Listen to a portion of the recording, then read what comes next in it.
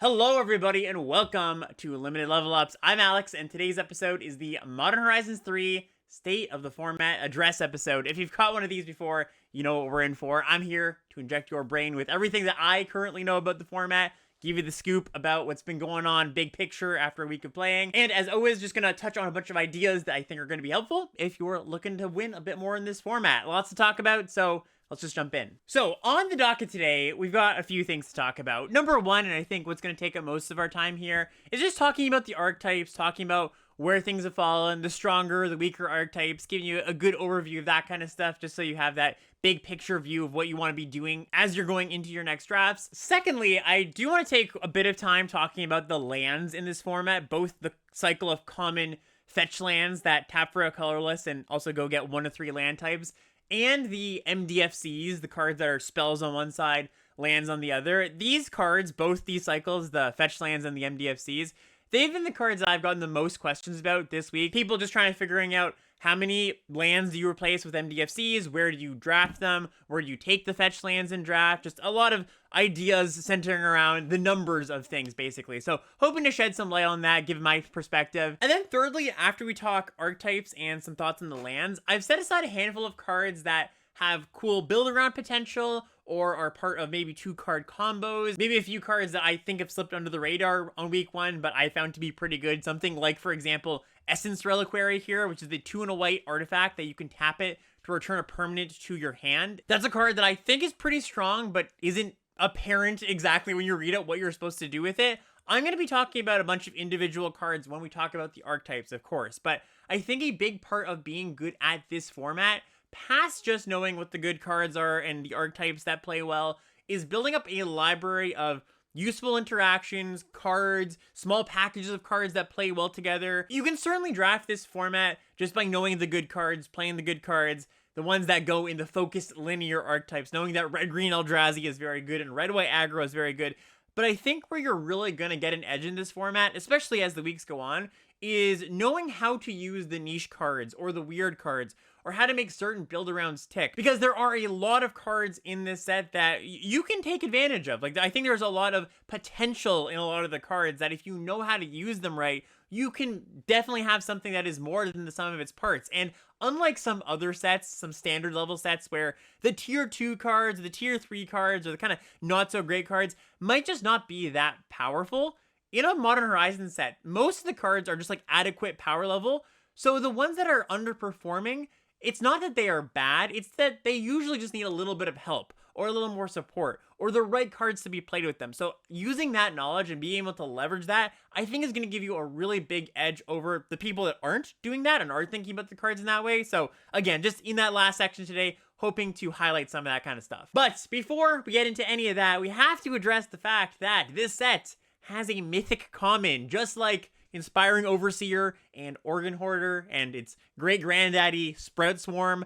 Writhing Chrysalis is the newest member of common that just has absolutely dominated the format. And this is a card that I talked up a ton in my pre-release content, but it's even surpassed my expectations for the card. So let me read it out. Writhing Chrysalis is a 2 red-green, 2/3 at common. It's an Eldrazi drone, has Devoid, which means it's colorless, and it makes 2 spawns, 0/1 spawn tokens when it enters. It has reach, and whenever you sacrifice an Eldrazi, put a +1/+1 counter on Writhing Chrysalis. It reads pretty well, right? Just it's effectively a 4/5 reach that ramps you, that gives you a bunch of bodies. Maybe you're sacrificing them, but most often you're just using them for mana the turn you untap. And there's just not really an effective, clean way to deal with this card in the format. I mean, maybe there's like a rare or two, but you can't remove it because they are left spawns, right? So even if you killed the Chrysalis with a black removal spell, for example, sure, they're still up with spawns, they're up on that exchange. You also can't burn it out most times because a lot of the red removal deals 4 in this set. You also can't counter it cleanly because the trigger to make 2 spawns is on cast like Eldrazi's are, not an end to the battlefield. It stabilizes against aggro, just gives you a ton of mana in the slower matchup, so it kind of just does everything. Currently, this card is winning at 66% game in hand win rate. Let me say that again, 66% game in hand win rate. And that's a few days after this set has come out and the data's been out for a few days now. That's not just some like super early anomaly.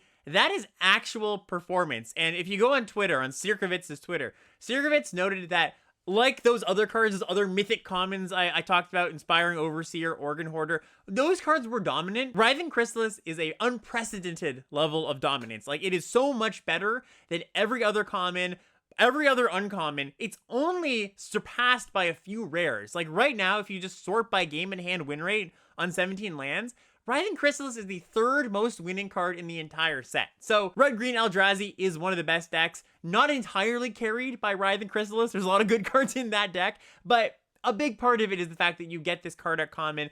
It's on the no-pass list for me, basically. Unless you see one of those, like, 2 or 3 cards that is better than it. You should just take it anytime early in the draft. It's pretty splashable. So, yeah, just wanted to put that out there in case you hadn't faced it, you haven't played the format just yet. This card is absurd. So a super quick rundown of just general archetype strength before we get into specifics. So I think the best 2 decks in the format are Red-Green Eldrazi and Red-White Energy Aggro. Both these decks I've drafted quite a bit, have had a ton of success with them. I don't think I've ever not trophied with both those decks, to be honest, actually, so far in the format. I've drafted both of them quite a few times. They are the clear tier 1 for me. So, and that partially off of just really good gold cards, actually. Like, Writhing Chrysalis, like we mentioned, for sure is awesome. But Conduit Goblin, which is Red-White's common here. Red-White's gold common. Red-White for a 2/2. When it ETBs, you get 2 energy. And at the beginning of combat on your turn, you can spend an energy. And if you do, another target creature gets +1/+0 and gains haste. Phenomenal common. I think actually quite underrated right now. Like, people have caught on that Chrysalis is busted.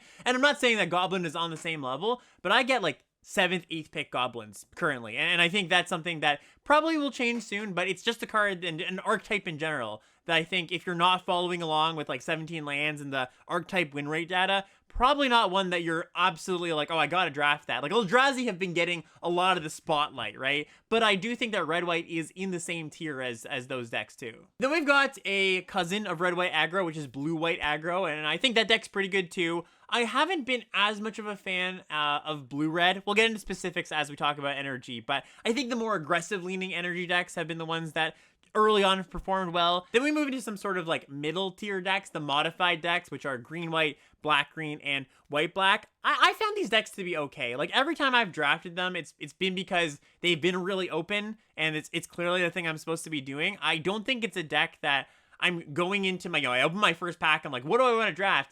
Green-white modified. It's definitely not that level of deck. The 3 decks I just talked about, that would more fall into that category for me.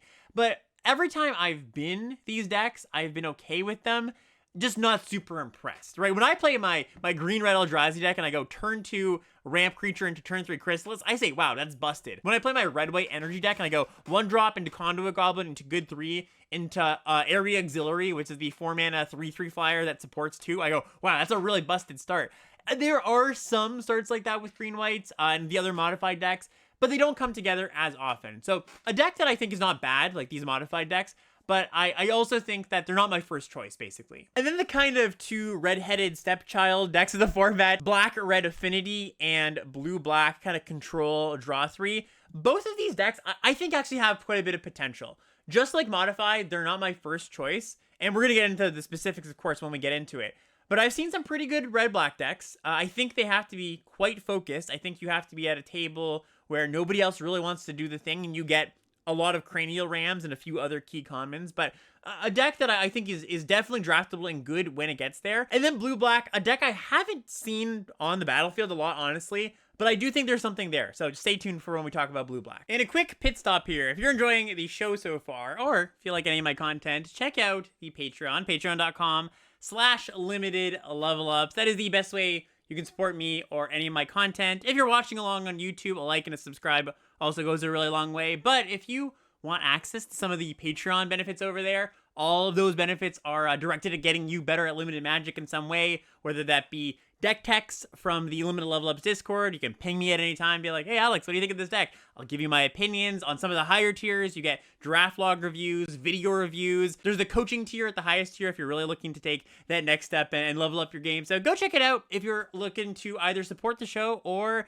get a little bit better at Limited. Okay, so let's just start with the Eldrazi deck. So there's the red-green Eldrazi deck and there's the blue-green Eldrazi deck. Red-green Eldrazi, a bit more focused on beating down, just killing your opponent.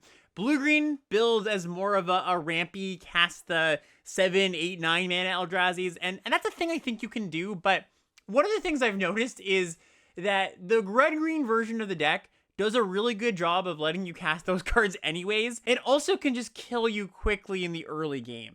So where blue-green has their signpost gold common is Snapping Voidcraw, the 1 blue-green, 1/3 devoid that taps to add 2 colorless, then you can pay 3 and a colorless to tap it to draw a card. I think this is a fairly weak card compared to just the other commons, like the mono green commons and the red green common, of course. You know, this is like leagues worse than Writhing Chrysalis.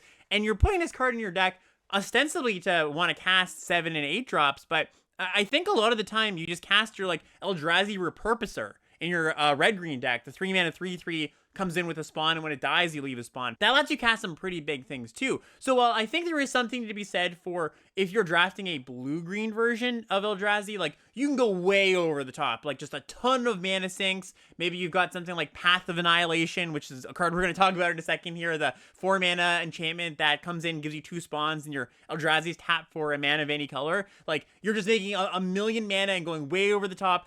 I think there's something to be said there, but I do want to make a distinction that don't think that because you're red-green, you can't play these big mana things. You can probably play fewer of the expensive things, but you make up for the fact that maybe you don't have as much good top end as your early game is just still fantastic, where I think blue-green's early game isn't that exciting, basically. So, again, let's talk about red-green first. I've said a lot of words about Writhing Chrysalis, but I'll say a few more. I think this is probably just going to be the best card in your deck a lot of the time. I honestly just feel that casting this card will win you a lot of games. It's as simple as that. Now, when you have a supporting cast of other Eldrazi's, that's great too, because Chrysalis obviously keys off of that. Or when you have the gold uncommon here, Titan's Vanguard, the 4 green-red 5/5 devoid that when you cast it or when it attacks, put a +1/+1 counter on each colorless creature you control. Also has trample for what it's worth. That card is also fantastic. So both of these are really good reasons to just want to go into this deck. And they're going to just be high picks anyways, right? It's not like, oh man, now I can be the red-green deck. You're just going to take these cards because they're strong cards. Especially the Chrysalis is a pretty decent splash most places. But then I want to talk about Path of Annihilation. This is a card that might not be on many people's radar, but it is fantastic. So this is 3 and a green. It's an enchantment at uncommon, has devoid. It enters the battlefield, it makes 2 spawn tokens, and it says, Eldrazi you control have tap, add a mana of any color, and whenever you cast a creature spell with mana value 7 or greater, you gain 4 life. So this just does a lot. Effectively, it's 4 mana, ramp twice. That's just good. But also, if you have this in a heavy Eldrazi deck, say you've gone 2-drop Eldrazi into, if you're lucky, Eldrazi Repurposer, that's the 3 mana 3/3 comes with the spawn. The path is kind of just paid for itself on the same turn, because you can go like, play the path, now your Eldrazi's tap for mana, and you can cast something else. So it's kind of got that like Fires of Invention sort of cheatiness going on to it, where it's just like, oh, I cast this and I cast something else, I basically cast this for free. But then, it just gives you such a gigantic mana boost. You get to dump your hand. I think something that's maybe not apparent with this card is that, yes, your Eldrazi's now tap for mana, but you can still just sacrifice them, right? So if you tap your Eldrazi spawns that you've made from the past, and you sacrifice them in the same turn, on turn 5, you can have like 9 mana, 10 mana sometimes. So yeah, all 3 of those cards, Chrysalis, Vanguard, and Path, are the cream of the crop, excellent. But then you've got some other really good stuff. So you've got Spawn Gang Commander, which is the kind of Siege Gang Commander that throws Eldrazi's at people. We've got Wumpus Aberration. This is the 3 and a green for a 6/6 trample devoid. It says if this spell wasn't cast with colorless mana, your opponent can put a creature onto the battlefield from their hand. Obviously, you're going to have colorless mana, so you've just got a 4 mana 6/6 that sometimes you cast on turn 3. Territory Color. This is the 5 mana 4 and a green 7/5 reach that has the landfall ability. Look at the top card of your library. If it's a creature card, you can put it into your hand, and if you don't, you put it into the graveyard. So just high quality uncommons all around. That's something that this deck has. But the other thing it has is super high quality commons. So your bread and butter is going to be stuff like Eldrazi Repurposer. Like I mentioned a second ago, it's the 3/3 for 3 that comes in, makes a spawn token. When it dies, makes a spawn token. This card's excellent. I mean, it's just a good card. You can put this in any green deck. You're going to be very happy with it. If you care about spawns, if you care about Eldrazi, obviously it gets a little bit better, but just a phenomenal card, one of the best commons in the set. Nightshade Dryad is a great ramp tool here, 2 mana for the 1/2 Death Touch, tap to add a mana of any color or a colorless. I've been talking about, turn 3 Chrysalis. This is one of the better ways to be able to do that, of course. And then 2 cards that benefit from currently being under the radar and being much better than I think people kind of have them as right now. Malevolent Rumble is number 1. So this is 1 and a green for a sorcery. Reveal the top 4 cards of your library, put a permanent card from among them into your hand, put the rest of them into your graveyard, create an 0/1 spawn token.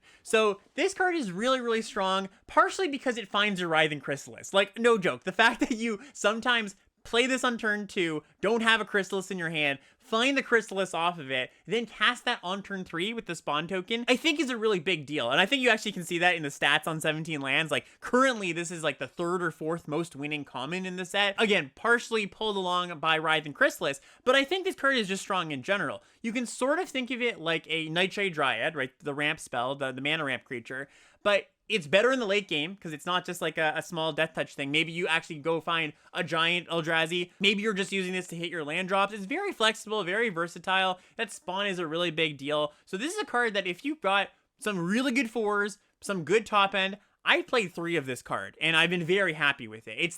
It solves the classic ramp issue of, well, did I draw my ramp cards or did I draw my top end cards? This kind of lets you have the best of both worlds. Sure, it's not a mana dork that continually makes mana, but usually the first time you cast a big impactful Eldrazi spell, doesn't even have to be a 7-drop, could just be like a 5-drop like the Spawn Gang Commander. That's a giant swing in the game. So just being able to do that more consistently is really important and really powerful. The other common here, Glimpse the Impossible. This is 3 mana, 2 in a red. For a sorcery at common, you exile the top 3 cards of your library. You can play those cards this turn.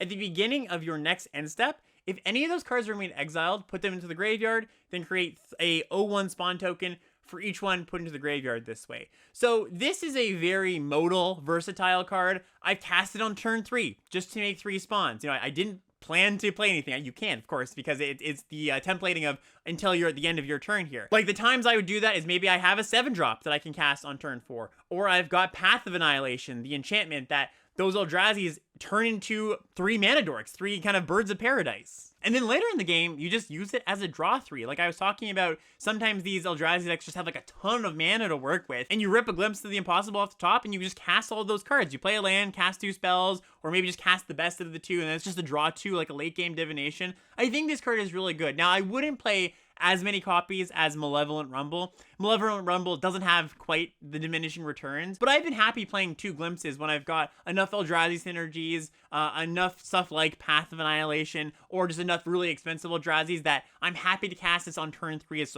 like a ritual of sort, just like casting and using the spawns. If that's a mode that you think, yeah, this deck is happy to do on turn 3, I think you should prioritize Glimpse pretty highly. Another great thing about this deck is it just gets 2 of the best common removal spells. I think actually the 2 best common removal spells in Galvanic Discharge versus the Lightning Bolt, the Energy Lightning Bolt, and Horrific Assault, which is a single green mana for a sorcery. Target creature you control deals damage equal to its power to target creature or planeswalker you don't control. And if you control an Eldrazi, you gain 3 life. So just an extremely efficient removal spell. Plays pretty well with the Nightshade Dryad as well, with having a Death Touch creature. And that's just like a great place to be, right? When your deck has the best threats in the format at common and the best interaction in the format at common, you've got a recipe for a deck that does not lose that much. So let's talk top end cards for a second. I honestly don't think it matters too much what your top end cards are. And in the red green version, again, like, you don't necessarily need the top end cards. I think the more premium 4 and 5 mana cards you have, the more Chrysalises, the more Vanguards, the more Wumpus Aberrations, even just having a bunch of like Eldrazi Repurposers, honestly, like the 3 mana 3/3 comes with the spawn. Like, the more premium commons and uncommons you have that are cheap, the less you need the expensive stuff. But I also think it's pretty free just to play a good expensive card. So if you do happen to get one of the better uncommon Eldrazi, something like Breaker of Creation, I like this card quite a bit. This is the 6 colorless 8/4.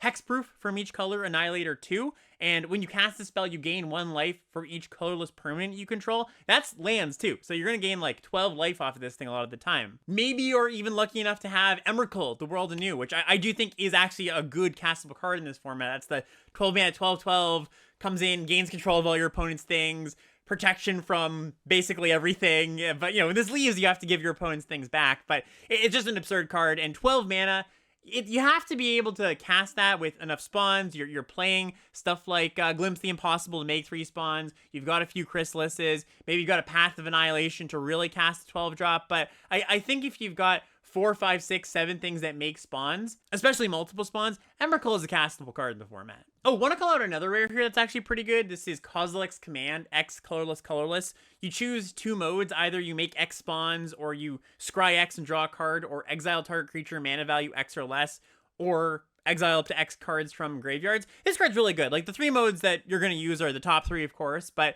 just killing something and making infinite chomp blockers, or killing something and drawing a card. Any combination of those 3 modes is really good, and you do end up in situations where you just go, okay, turn 5, I'm going to Kozilek's Command for 3, make 3 spawns, kill your thing, untap, play one of my giant Eldrazi's. Like, that's a play pattern that happens quite a bit. And back to the topic of top-end cards, I really don't think it matters too much what that top-end card is. So something even like Warped Tusker, the 7 mana, 6/8 reach, has cycling for 2 and a green, and when you cast this or cycle it, you get a spawn token. This is a card that if you just cast this on turn 5, turn 6, like, it's a problem. It's a gigantic thing. That's what I mean when I say I don't think it matters too much what your top end card is, because even the lowliest of payoffs here, Warp Tusker, like, your opponent's gonna go, okay, early Tusker, if I don't have a removal spell that lines up, like, that thing's a problem. Another good place to put a bunch of mana is Nyxborn Hydra, another kind of overperformer early in the format. This is X and a green for an 0/1. That comes in with X +1/+1 counters, also has reach and trample, but most often you're going to want to bestow it. It has X green as its bestow cost, and the enchanted creature gets +1/+1 for each counter on the Hydra. So this thing is kind of just like a hasty fireball, put it in an Eldrazi spawn, like a good payoff for having a lot of mana that you can also just cast in the early game. So a lot of versatility there. I don't think it's like a key card to the deck or anything. It does sort of just blend in with the, well, if you need a top end card, you can play it. Like, that's kind of how I see it. But it's one that you can get, you know, middle, late in the pack a lot of the time. So then we move to blue-green Eldrazi, and if you look at the win rates on 17 lands, comparing red-green Eldrazi to blue-green Eldrazi, blue-green is significantly worse, but I think that's mostly red-green being excellent and not blue-green being not so good. I do think, potentially, there is a chance that people are playing Snapping Voidcraw too much, because, like I mentioned, I don't think this card is all that great. Like, I'll play a copy of it maybe, but one of the benefits of the Eldrazi decks, like I mentioned with red-green, is your early cards are just good on-rate cards that also ramp you. Your Chrysalises and your Repurposers. You don't have to play a 3-mana 1/3 to be able to do that.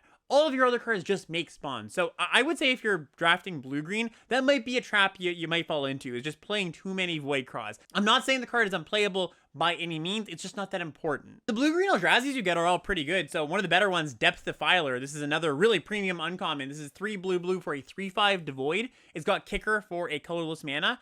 When you cast this spell, choose one, and if you kicked it, choose both. You either bounce a creature, or you draw 2 cards and then discard a card. Either of those is good, and if you can kick it, fantastic. Just like when you cast a Spawn Gain Commander, or any of those good uncommons, when you cast a Depth Defiler, it represents a turning point in the game. And that turning point happens quite early, because it's this big thing, or relatively big thing anyway, that has a good effect, is either going to stabilize you, or if you've already got your opponents off balance, just, you know, send them to the Shadow Realm basically by bouncing something and refilling. So this is one of the more premium commons for blue-green. I think also another really great one is Wastecape Battle Mage. This is 1 in a colorless for a 2/2. It's got Kicker for green or Kicker for 1 in a blue. If you kick it for blue, you bounce a creature, and if you kick it for green, you exile target artifact or enchantment an opponent controls. Blue also gives you more ways to cast your busted Eldrazi's on turn 3 or turn 4. So we've got Sage of the Unknowable, which is the 2 mana 0/4 that taps out a colorless, and we've got Planar Genesis, which is the uncommon blue-green. Look at the top 4 cards of your library. You can take one of them, and if that card is a land, you get to put it on the battlefield. Hope Ender Quaddle, also a great one. This is the 3 mana 2 in a blue 2/2 Devoid Flash Flying. Comes in, counters a spell unless your opponent pays 1. And also you get Petrifying Meddler at common. A really good common blue creature here. 5 mana, 4 in a blue for a 4/5 reach. Be careful, has reach. This is the secret reach creature of the set. Blue is now the color that gets secret reach. And when you cast it, you can tap to 1 target creature, put a stun counter on it. So just a reasonably large creature that, again, just kind of like the uncommon here, the one I was just talking about, the Depth Defiler, stabilizes the board, large body. The other reason you might be pulled into blue-green, of course, is you got Nadu, Winged Wisdom. This is the 1 blue-green 3/4 flyer that's breaking constructed formats everywhere. It says creatures you control have, whenever this card becomes the target of a spell or ability, either player, by the way, not just you, not just your opponent, both people, reveal the top card of your library, and if it's a land, you put it onto the battlefield, otherwise you put it into your hand. This ability triggers only twice each turn, which is weird because that actually counts all of your creatures. The way that the parentheses are templated here, all of your creatures can trigger twice, which is why it's kind of breaking constructed formats. But anyways, very, very strong card. A good reason to be blue-green. And the one card I haven't been as impressed with, Kozilek's Unsealing. It's a scary card for sure, but I think slightly in the win more category. So this is 2 and a blue for an enchantment at uncommon. Whenever you cast a creature spell with mana value 4, 5, or 6, you create 2 spawn tokens. And whenever you cast a creature with mana value 7 or greater, you draw 3 cards. So when you cast your gigantic things, they're more betterer. Basically, they come with an Ancestral Recall, which sounds very good. Just turn this into a 3 mana draw 3 at some point. That is strong, but would I rather play this on turn 3 or cast an Eldrazi Repurposer or just another ramp spell? I don't think so. I think most of the time, like, you can put this card in your deck. It's not going to be terrible, but it's not a super high pick by any means. I would take a lot of commons for this deck, almost all of them that I talked about so far, over this card. And then just an important footnote, when you're drafting the Eldrazi deck, like either late-ish, when you're like, I know I'm going to be some flavor of Eldrazi, or even just early in the draft, you should really prioritize Bountiful Landscape, the blue-green red landscape at common, but even any red-green or blue-green land, because effectively, something like Foreboding Landscape, which is the one that goes against a swamp, island, or forest, it also taps for colorless, so it sort of fixes you for 3 colors in your Eldrazi decks, and sometimes these Eldrazi decks are playing quote-unquote 4 colors, right? The teamer colors plus colorless. I have 4th picked these cards when I've taken good Eldrazi card, good Eldrazi card, good Eldrazi card. I see a blue-green land, great, I'm just going to take that. It allows me to draft more cards. For example, the Wayscape Battle Mage I talked about that actually needs colorless in its mana cost to cast it. Or there's like the Eldrazi Lord, the 1 in a colorless 2/2, makes your 7 mana and plus Eldrazi cost 1 less and gives your Eldrazi's +1/+1. That's a card that, sure, you can cast on turn 4, turn 5 with spawn tokens, but if you actually have lands that tap for colorless, you can cast that on turn 2, and that's where you really want to cast that card. So I would just aim for 3 or 4 of these by the end of the draft. Obviously, every draft's going to be a bit different. Sometimes you don't have as much of a need for colorless mana, but like I mentioned, if you have the colorless mana early, or the fixing to get either blue or red, whichever color is not your base, it just allows you to make use of more cards that you see. Okay, so those are the Eldrazi decks, and now we move on to some less complicated decks, honestly. A lot of these ones are going to go a bit quicker, not as many key cards. So we're going to talk about Red-White Energy, which, like I mentioned before, I think is in the same tier of power level as the Eldrazi decks, the red-green Eldrazi deck specifically. So the gold cards pull a lot of weight here. Conduit Goblin, the 2/2 that enters the battlefield, gets 2 energy, and at the beginning of combat you can pay energy to give something haste and +1/+0.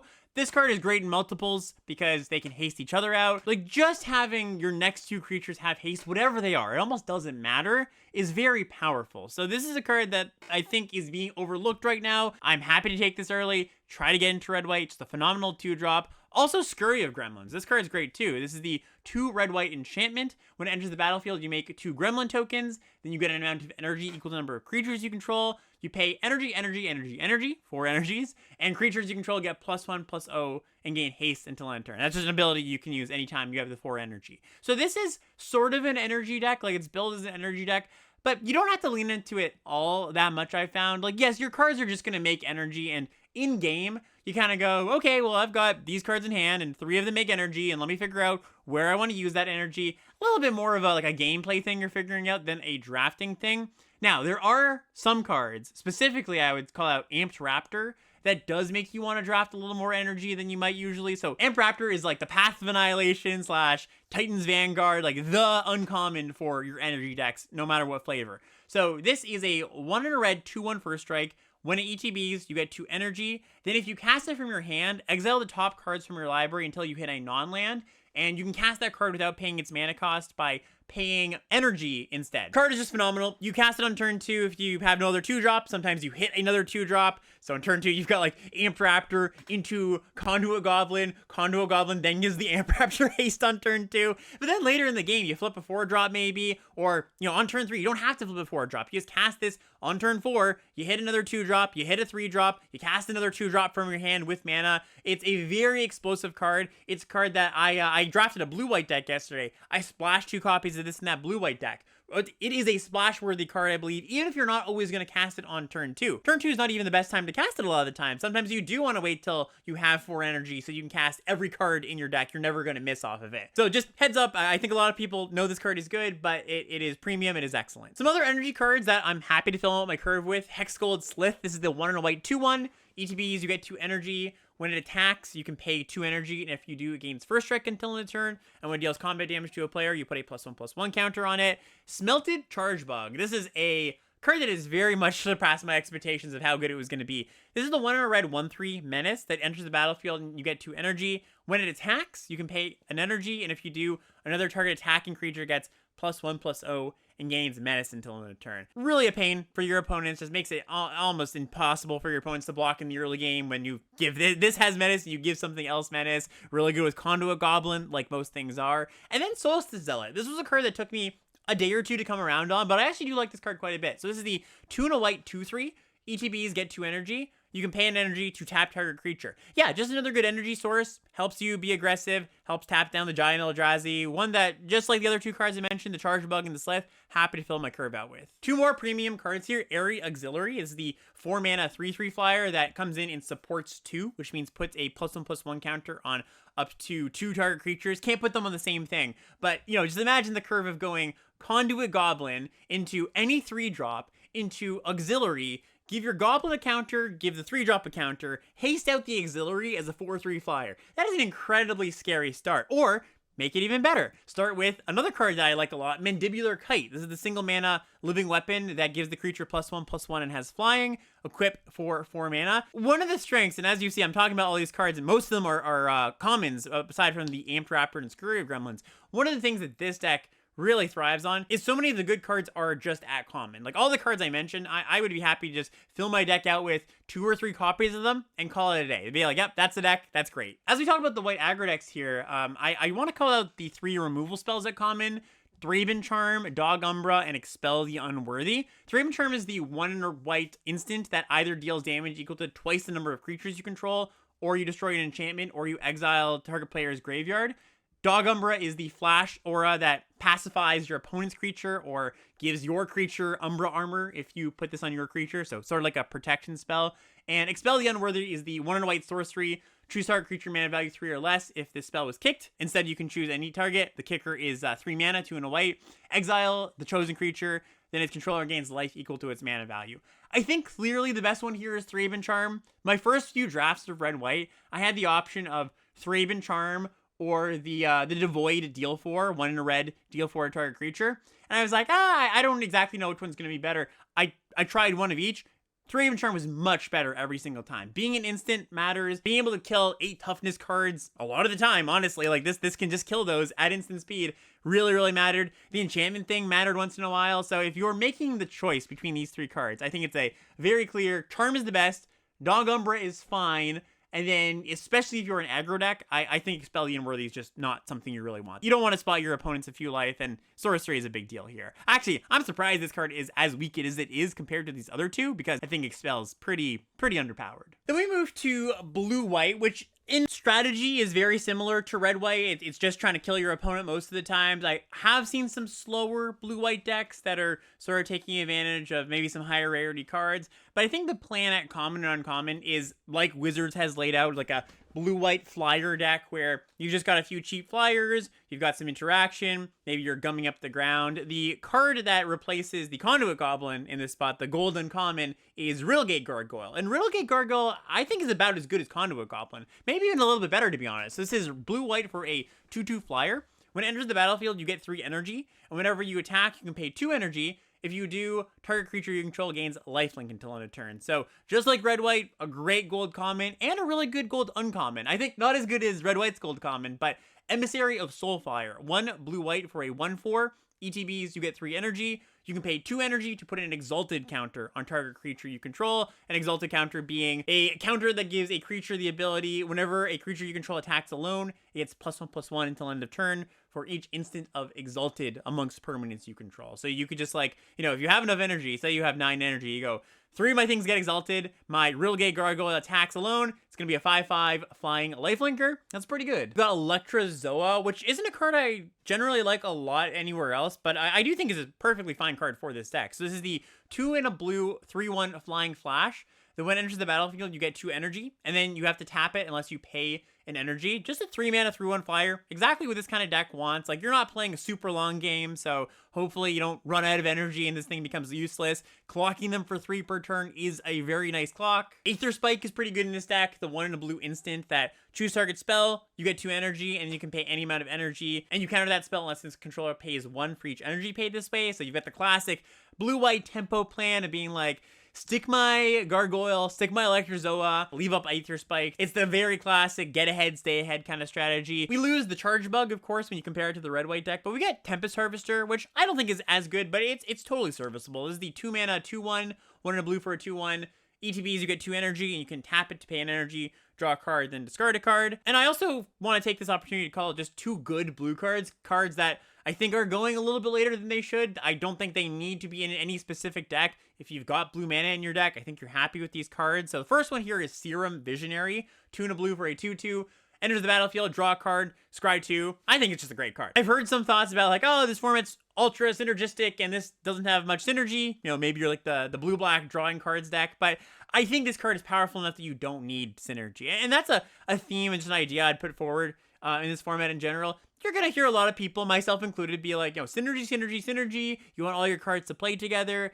There are still going to be cards, just like in any draft format, that are just good enough. Their rates are just good enough on their own, and I think Serum Visionary is that kind of card. And another one here, Deem Inferior. This is 3 in a blue for a sorcery. It costs 1 less for each card you've drawn this turn. The owner of target non-land permanent puts it in their library second from the top or on the bottom. Sometimes this is going to be 1 mana. A lot of times it's 2. You know, on turn 5, you go Visionary into Deem Inferior. Of course, Deem Inferior counts your card drawn per turn. So it's always going to cost at max 3 mana. Again, just want to call out both these cards, Visionary and Deem Inferior, as these are just good. They might look a little bit like, it's not really doing anything with anything in the cards in the set, but I'm just happy to play them. So I've covered what I consider to be like the better decks in the format at this point. Now we're going to touch briefly on some of the lesser ones. You might note that I talked about red-white energy and blue-white energy. I didn't quite talk about red-blue energy. Not that I don't think red-blue energy is good or can be good. It's just a little more finicky, and it's probably going to be something I talk about on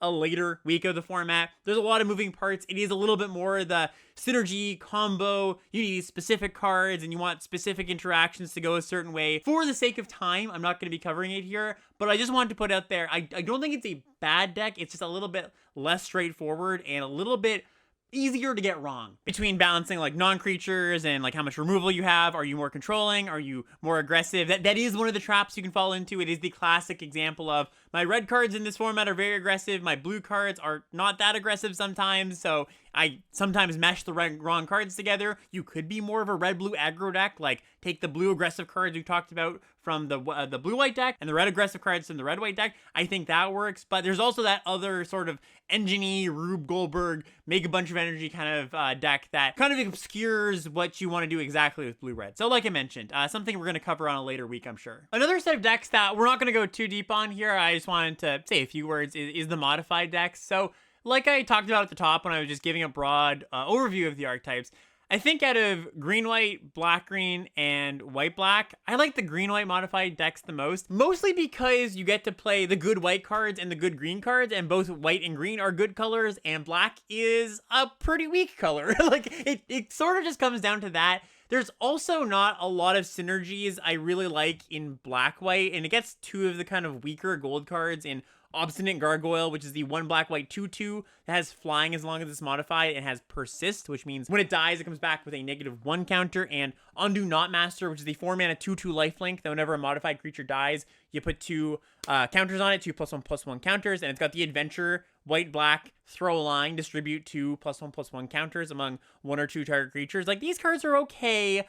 Black-green gets some pretty good ones in Cursed Wombat. That's the 2/3 green-black wombat thing that has adapt for 4 mana. That gives your things additional counters when you put counters on them. Expanding Ooze as the common, the 3 mana 3/3. Adapt 1 for black-green When it attacks, you put a +1/+1 counter on target modified creature. Like, both these cards are pretty solid, but again, you have to play black cards, which is a cost in the format. There's just not that many good black commons, and especially not ones that really support the modified theme in ways that you like. Like, green-white is pretty straightforward. You get the bestow creatures, you get the good living weapons, you just put them on well-statted creatures. Well, there are definitely moving parts and some synergies that I think if they really went deep today on these decks, would be good to call out.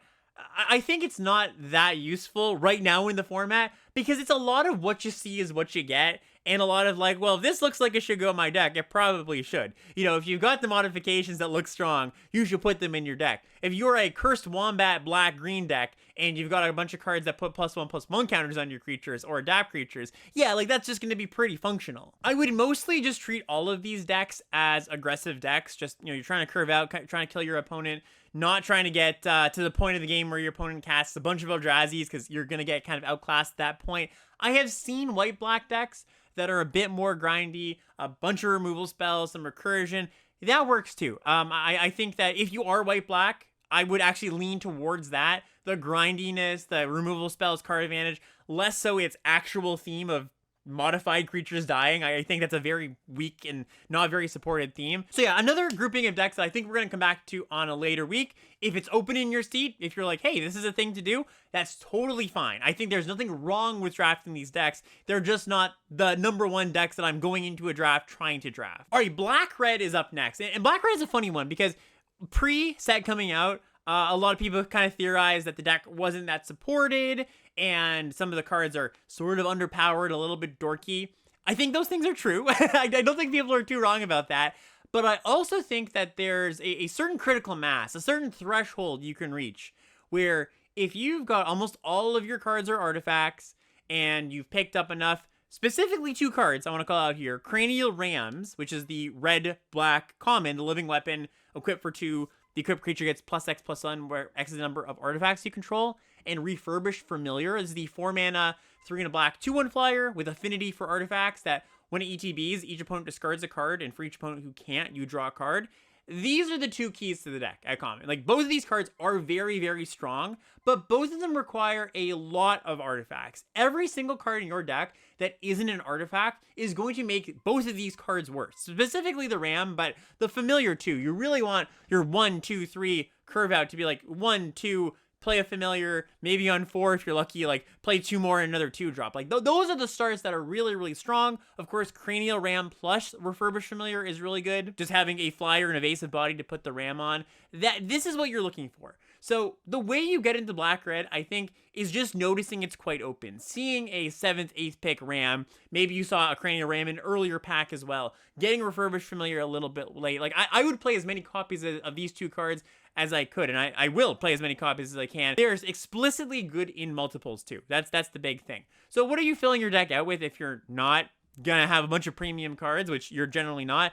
Well, you're gonna play some kind of dorky things. Like I mentioned the Smelted Charge Bug, the 1/3 Menace that gives you 2 energy, and whenever you attack, you can pay an energy to give something Menace and +1. That's an artifact creature, so that's a good filler 2 drop. You're going to play, if you've got a good affinity deck, I think the 1-drops here, Serpadian Simulacrum, 1-mana, 1/1 haste artifact creature. You can pay 4 to sack it to deal 4 to something. And Retrofitted Transmogrant, single black mana for a 1/1. You can pay 4 mana to bring it back from your graveyard with 2 +1/+1 counters on it. Just having 1-drops is very important when you have cards like Cranial Ram and Refurbished Familiar. Also, stuff like Dross Claw is something you're going to get pretty late in this deck. That's okay. This is the 1 and a black living weapon. The equipped creature gets +1/+1, and whenever the creature attacks, each opponent loses 1 life. But there is one excellent uncommon for this deck, and this is just a excellent black uncommon, which is pretty rare. There's not actually a lot of great black uncommons.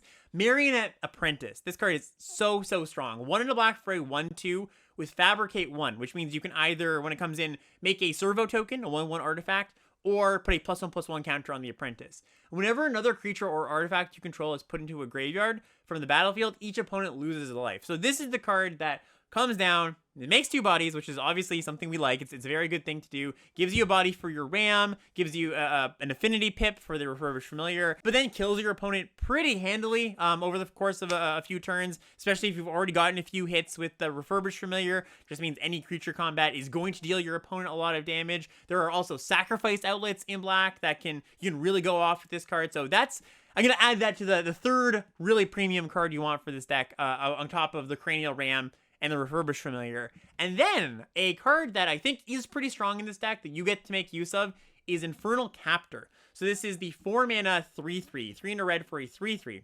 It's got Exploit, which means you can sacrifice something when this comes in.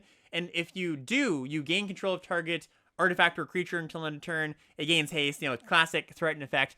Like I mentioned, there are quite a few black sacrifice outlets that just make their way into your deck here and there. And, so you've got like a little steal and sack thing on a creature that is fine to play on turn 4, turn 5, after you've curved out, steal your opponent's thing, sack a crappy little artifact, maybe trigger your Marionette Apprentice. So just be on the lookout for that. This is absolutely not a card you need to take highly. You're going to get it close to last pick. But yeah, my closing statement on Black-Red is just that it is a good deck if you get there, but you need to make sure almost all of your cards are artifacts, or else the key cards aren't going to work. And then our last deck to touch on quickly is Blue-Black. So Blue-Black, while not putting up amazing results, does have the classic, some of the top players on 17 lands are having good results with it. And I think partially, once again, just like we've seen with a lot of the archetypes today, off the back of some of the good gold cards. So Sneaky Snacker is the common. This is the Blue-Black 2/1 flyer. That whenever you draw your 3rd card each turn, you return the Snacker from your graveyard to the battlefield tapped. And there's quite a few ways to trigger that. There's the classic little combo that you might have seen pointed out of Eviscerator's Insight plus Sneaky Snacker, which is Insight's the 1 in a black instant, sack a creature or an artifact, draw 2 cards, and it's got flashback for 5 mana. So if you sack the Sneaky Snacker, that's hard to say, but if you sack the Sneaky Snacker, it comes back immediately, because this is your 3rd card drawn per turn if you've already drawn for your draw step,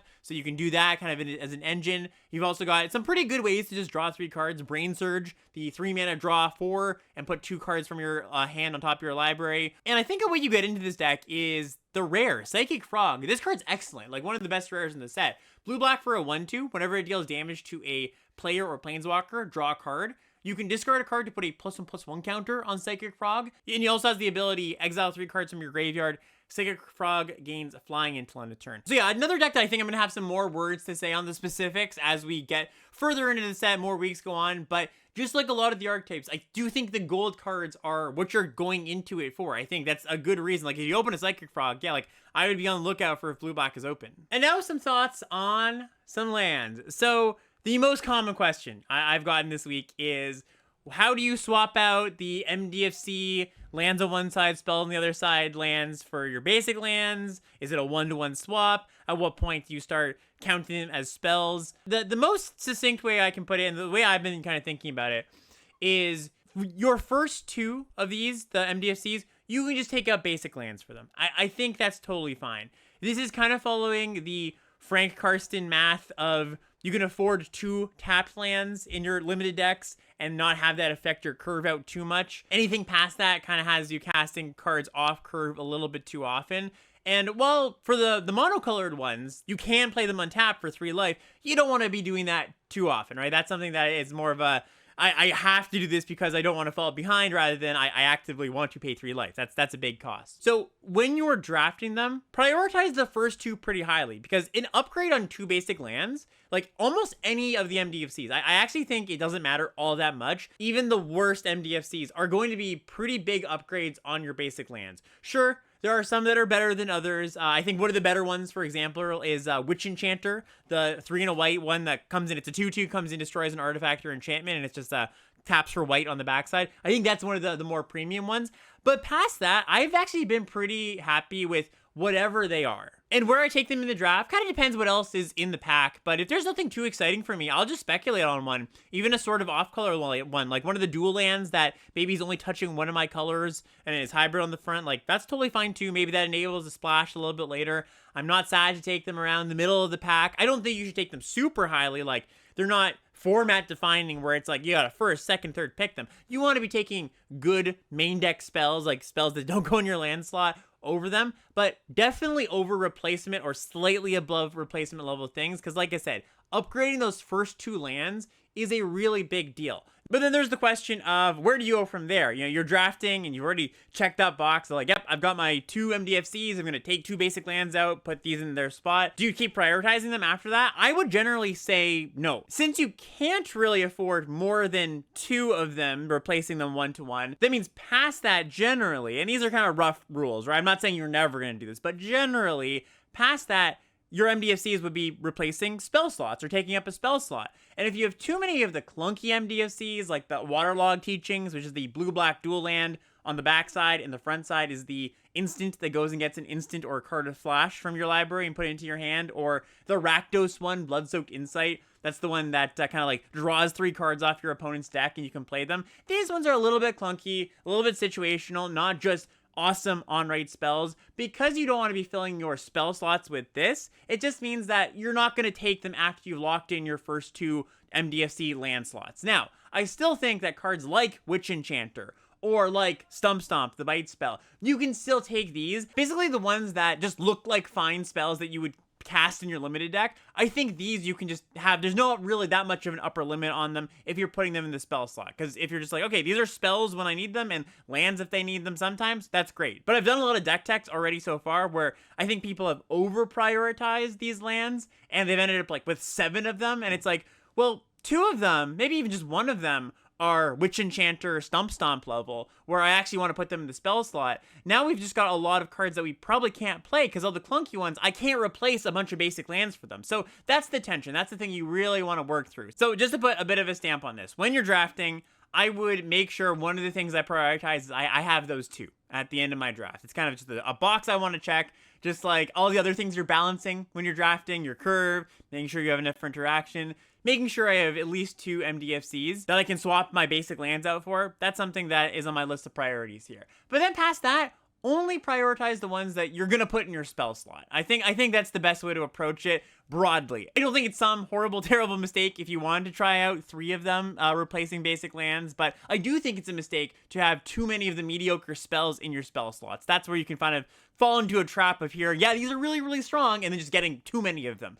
That makes your deck a little too clunky. And then some thoughts on the common fetch lands here, the landscapes. So one thought I have is I think of them in 3 tiers. The tier 1, there's only one of them in tier 1, is Bountiful Landscape. This is the Teamer one, the green, blue, red one. Of course, it's in tier 1 because those are the Eldrazi colors, and the Eldrazi decks do prioritize these lands a little bit higher than any other deck would. Tier 2 has the ones that touch blue, green, and red, green. So, for example, Foreboding Landscape is the Sultai one, the black, blue, green one. This one I still prioritize pretty highly. And then any of the Orzhov ones, any ones that touch black and white, those are tier 3. And you can kind of play with that assumption in some ways if you assume that, I think a lot of people at the table, maybe they don't exactly have them divided into tier 1, 2, 3. But I think if the team or drafters are naturally going to take these colorless lands a little bit higher than other people, that means that the Orzhov lands, those are going to come around a little bit later. So if you are in some spot where you are a modified deck and you're like black-green and you want to splash a red card, well, you can know that Shattered Landscape, the Mardu one, that's probably going to come around a little bit later, maybe even on the wheel, and you don't have to prioritize it as highly even if you do want the fixing. And where you want to prioritize these kind of depends on what deck you're drafting. If you're drafting the Eldrazi deck, obviously you're going to prioritize them a little bit higher. If you are somebody who generally likes to draft multicolor decks, or you find yourself splashing quite often, you should take them. I would say around the level of your first 2 MDFCs, but if you are somebody who is going to draft red, white, aggro a little more often than not, or just a streamlined 2-color deck, then yeah, you don't need them as much. They also sort of compete with the MDFCs in some ways. Not exactly, but there is the same sort of awkwardness of, I mentioned before when talking about the MDFCs that the math is such that you can only really afford 2 tap lands reasonably in your limited deck. While these aren't exactly tap lands because they tap for a colorless when you play them, if you have 3 of them, they're going to end up really making your draw super clunky. So there is a certain limit to them in your 2-color deck. I would really only play, I think, the first one in my 2-color deck if I had already checked my boxes of I've got 2 MDFCs. If you don't have those MDFCs, I think I would play 2 of them, right? So there's only so much room for clunkiness, and I think the MDFCs do slightly outweigh these fetch lands if you don't need the colorless mana. Now, when you are a 3+ color deck, or you're 2 colors in a splash, that's where it becomes a little bit different, and you might even prioritize casting your spells over MDFCs. Like, I've had decks where I've actually cut my second MDFC because I needed 4 of these landscapes, 4 or 5 of them, to be able to cast my cards on time. That's just the way I felt like the mana worked out. So it's a lot of give and take. It's a lot of, unfortunately, quote unquote, it depends when you're talking about these and how to build your mana base. But just like the MDFCs, the deck techs I was talking about, where it's like, ooh, we've got a little bit of awkwardness here. I've done a lot of deck techs where people have 7, 8 of these, and I just go, all right, we can't really do that because too much of the time we're just not going to be able to cast our spells on curve. So to put a stamp on these fetch lands, common fetch lands, if you're the Eldrazi decks, yes, prioritize them. I will play 4 of them, 5 of them. If you're a 3-color deck, same kind of thing. And if you're a 3-color deck, you might want to go down on the number of MDFCs you can reasonably play so that your mana base isn't too clunky. And if you're a 2-color deck, I think I would play 1 of these landscapes plus 2 MDFCs. I don't think that's that clunky, but anything past that gets a bit tough. To close us out here, our final section talking about some niche cards, underrated cards, some interesting 2-card interactions. It's going to be a little bit shorter than I had intended it to be. This episode actually ran a little bit longer than anticipated, but I'm going to transport everything I'd planned to talk about in this section into next week's episode. On that episode, I'm going to go deep on some card evaluation stuff, talking about more individual cards, and then I'll talk about some interactions and some combos there. However, as to not leave you too high and dry, I am going to leave us with a bit of a taster, talking about Essence Reliquary, like I kind of teased at the beginning of this episode, and then a little bit of a nice 2-card combo. So let's talk about Essence Reliquary first. So this is the 3-mana uncommon artifact, 2 and a white. You tap it to return another target permanent and all auras you control attached to it to their owner's hand. Activate only during your turn. So this is a grindy card. It's for late game decks. I'm hoping to use it as an engine of sorts to give me inevitability as the game goes on. You want to pair it with Enter the Battlefield effects. Luckily, there's a bunch of those in this set. You also want to pair it with the MDFCs. So like just picking up your lands that you've played early in the game, picking up your Witch Enchanter, and then actually getting to cast it as a spell after the game gone on for a while and you don't need the land as much. That's something that's pretty nice. I think you can slot the card into most decks that are planning to go long. Just like if you need a little bit more grind, if you need a little bit more top end, like let's just say you have a bunch of removal, a bunch of galvanic discharges, and you didn't really get, a good control finisher or something. This is a card you can splash in like a blue-red deck, a good home for like a black-white deck that has a lot of removal. And I found in red-white, funny enough, it's pretty good. Now, it's going to be a bit of a different flavor of red-white compared to like a red-white aggro deck, but I've drafted like red-white energy mid-range, or maybe, you're a blue-white deck, you're splashing Reliquary, like a blue-white slower deck, or again, a red-blue deck. So things that are good to pick up. Well, there's sagas, of course. Ajani Fells the Godsire as the white uncommon saga. Also, another saga here that I'm not exactly sure everybody has caught on to the fact that it's good, but it is quite good, is Ral and the Implicit Mage. This is 3 red for a saga. First chapter is it deals 2 damage to each creature and planeswalkers your opponent's control. I think a lot of people kind of miss that line. I think they read it as like all creatures, but it's just your opponent's stuff. Cleans up the spawns nicely. Really wrecks red-white aggro decks. Chapter 2, you may discard a card. If you do, exile the top 2 cards of your library. You can play them until the end of your next turn. And then Chapter 3 is you make a Spellgorger Weird token, which is a 2/2 that whenever you cast a non-creature, you put a +1/+1 counter on it. So really good card, but just throwing it in the mix here, both because it's a card I want to talk about, and it's a good thing to pick up with the Essence Reliquary, of course. You've also got Scurry of Gremlins, the red, white, and 2 enchantment uncommon that makes 2 gremlins and makes a bunch of energy. Amped Raptor, really great thing to just keep picking up, casting cards for free off the top of your deck. Skoa Embermage, the 6-mana 4/4 in red that comes in, deals 4 damage to anything. So it's not that hard to find good things to pick up. It really is. There's a bunch of really good things to pick up. Now, if you look on 17 lands, Essence Reliquary has just like a terrible win rate, like sub 50% or something best of 1. I think that it is not a card you can throw into any deck. I think you need, I would say, somewhere in the neighborhood of 6, 7, 8 good things to pick up. You also want interaction. Like when I started talking about it, I was talking about, if you have a bunch of galvanic discharges or you're a black-white deck with a lot of removal, you need that so you can slow down the game. If you're not slowing down the game, this card is terrible. You just can't afford to be like, okay, I'll pick up one thing at some point in this game. Or if you're aggressive at all, obviously not a card for you. But I do think, again, it fills that role of being a good engine. There was a draft I did the other day that I saw one kind of early in the pack, and I was actually planning on wheeling it. it, but it didn't wheel, and I was actually pretty sad when it didn't wheel because my deck was really, really good for it. I just had a ton of enter the battlefield effects and a lot of MDFCs that I would be able to pick up in the late game. So just something to keep your eye out for. Give it a try, play around with it. There's a lot of cool things you can do. I kind of just scratched the surface on cool cards that it interacts with. Also, just worth noting, it says activate only on your turn. That's not sorcery speed, so your things are kind of protected from instant speed removal spell if you just leave that up. So that's another small little thing you can do with it. And then finally, just a really sick 2-card combo that I've drafted quite a bit. We've got Reckless Pyrosurfer, which is another card that I should call out is very good. This is the 1 red 2/2 haste at uncommon. It's got the landfall ability. Whenever a land enters, the Pyrosurfer gains Battle Cry, which means when it attacks, it gives your other creatures +1/+1 until end of turn. Combo that with Sundering Eruption, which is the red MDFC that says destroy target land. Its controller can search for a basic land, put it on the battlefield tapped, but it also says creatures without flying can't block. And you'll read this card and you think, okay, my opponent's creatures can't block. Maybe I destroy one of my opponent's lands, like a value land or something, once in a while. But with the Pyrosurfer, of course, what you do is you target your own land. Hopefully you've played another land that turn, so the Pyrosurfer will get double Battle Cry triggers. Those do stack, and your creatures are unblockable. So it's very difficult, if you have any board state at all, for your opponent not to just die at that point, because that's just a ton of damage. You can even have triple landfall triggers sometimes if you, like, play a fetch land, crack the fetch, cast Sundering Eruption on one of your other lands. That's really the kind of 2-card interaction I'm talking about, that if you have a running library of these kind of things, that's going to do you really well drafting this set. So like I said, next week, I'm hoping to put out a few more of these, just add some more of these kind of little 2-card combos to your drafting library. That is going to do it. Thank you so much for watching and listening. Really hope you enjoyed this episode. Hope it puts you on the right track for drafting this really cool format. Again, if you're still watching, still listening on YouTube, give a like, give a follow. Really helps the channel. And we'll be back next week talking about more individual cards. See you, everybody.